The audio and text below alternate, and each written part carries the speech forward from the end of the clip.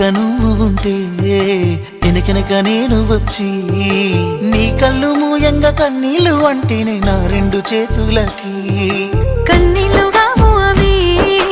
ఆనంద బాష్పాలులే ఇన్నాళ్ళకు నన్ను వదిలిపోతున్నందుకు ఒంటరితన మెచ్చనే బంగారు నగిలేసు నీ మెడకు తెచ్చిన ఓసారి వేసుకోలే చూసి